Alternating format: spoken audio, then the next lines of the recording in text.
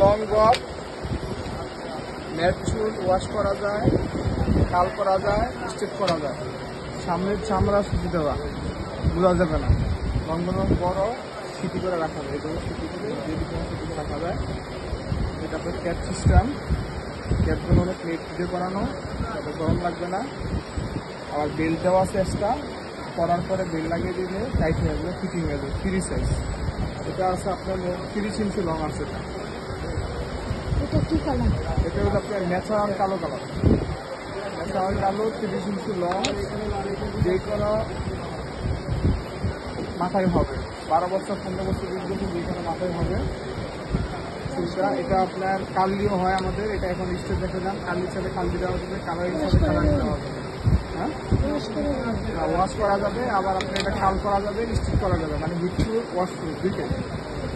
ঠিক আছে, সুন্দর চুল নিতে পারেন আপনারা।